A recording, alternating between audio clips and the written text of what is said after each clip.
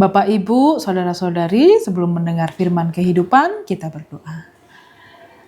Tuhan Allah yang bertahta di dalam kerajaan surga, Tuhan yang kami sembah dan kami kenal di dalam nama anak-Mu Yesus Kristus, terpujilah Engkau Allah yang memelihara kehidupan kami di dalam kesetiaan. Kami juga boleh mengingat kasih-Mu yang selalu baru, yang senantiasa juga memelihara kehidupan kami, menolong dan menuntun kami agar tetap setia di dalam kehendak-Mu.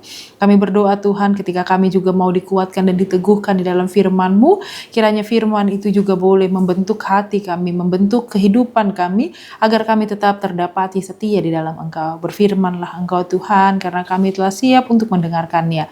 Hanya di dalam nama anak-Mu Yesus Kristus kami berdoa dan bersyukur. Amin.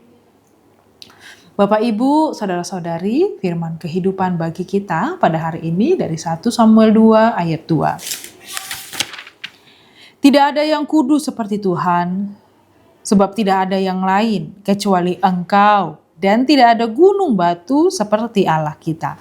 Demikian firman Tuhan. Bapak, Ibu, Saudara-saudari, ayat ini merupakan bagian dari doa Hana setelah ia mengalami jawaban Tuhan atas pergumulannya yang panjang. Kata-kata ini bukan sekedar pujian biasa, melainkan kata-kata yang terungkap, yang didorong, ungkapan iman yang lahir dari pengalaman pribadi bergumul bersama dengan Tuhan. Hana adalah seorang wanita yang pernah mengalami penderitaan yang sangat dalam. Ia merindukan seorang anak, namun lama tidak mendapatkannya. Dalam kesedihannya, ia datang kepada Tuhan dengan hati yang hancur dan berseru, dan ia sungguh-sungguh berdoa dan datang kepadanya. Tuhan mendengar doanya dan akhirnya memberinya seorang anak, yaitu Samuel. Dari pengalaman itulah Hana menyadari bahwa Tuhan bukan hanya berkuasa, tetapi ia juga mendengar. Ia juga setia. Ia juga Allah yang memberikan yang baik bagi setiap orang. Bapak, Ibu, Saudara-saudari, ketika Hana berkata tidak ada yang kudus seperti Tuhan, ia ingin menegaskan bahwa Tuhan itu berbeda dari segala sesuatu yang ada. Kekudusan Tuhan berarti ia sempurna, ia murni dan tidak bercela.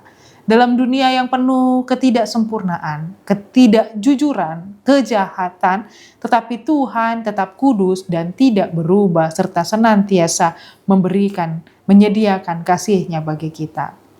Dan bagi kita saat ini, kebenaran ini menjadi sesuatu hal yang menguatkan bahwa kita hidup di tengah dunia yang sering kali membingungkan nilai benar dan salah. Apa yang dulu dianggap salah bisa saja sekarang dianggap biasa. Namun ayat ini mengingatkan bahwa standar kebenaran sejati tetap berasal dari Tuhan. Ia adalah ukuran yang tidak berubah. Hana berkata, tidak ada yang lain kecuali Engkau. Ini menunjukkan bahwa tidak ada yang dapat menggantikan Tuhan dalam hidup kita. Yang sering kali kita tanpa sadar menaruh harapan pada hal-hal yang lain. Terkadang kita juga menaruhnya pada uang, prestasi, relasi, atau bahkan diri sendiri.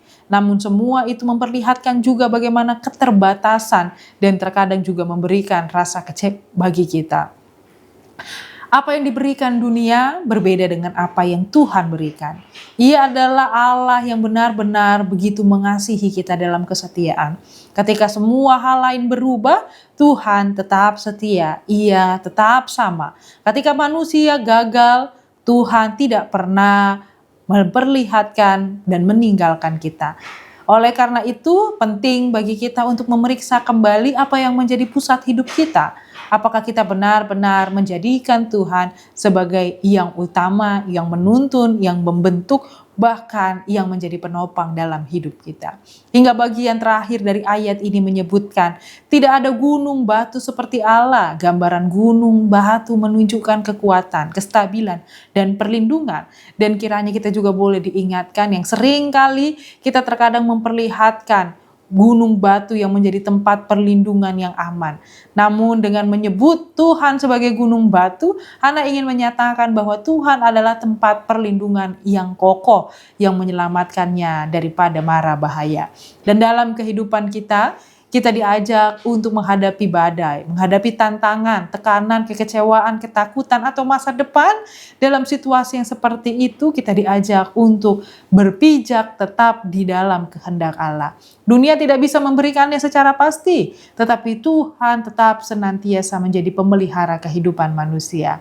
Menjadikan Tuhan sebagai gunung batu berarti kita belajar untuk bersandar kepadanya, bukan hanya saat keadaan sulit, tetapi juga dalam setiap aspek kehidupan. Kita belajar percaya bahwa Tuhan Allah memegang kendali bahkan ketika kita tidak mengerti apa yang sedang terjadi. Hingga pada akhirnya renungan ini mengajak kita untuk melihat kembali perjalanan hidup kita. Mungkin kita tidak mengalami hal yang sama seperti Hana, tetapi setiap kita pasti memiliki cerita tentang bagaimana Tuhan menolong, menguatkan, dan kasih setianya di dalam kehidupan kita. Mengingat kembali kebaikan Tuhan akan menolong kita untuk semakin percaya, semakin bersuka cita, dan semakin bersyukur. Sehingga pada hari ini kita diingatkan, datanglah kepada Tuhan dalam hati yang bersyukur mengingat kasih setianya kepada Tuhan. Kepada kita, Tuhan menguatkan kita untuk melakukan yang sesuai dengan kehendaknya. Amin, kita berdoa. Kami bersyukur ya Tuhan Allah untuk firman-Mu yang menopang kami, sehingga kami boleh senantiasa menjalani hari-hari kami dalam rasa syukur.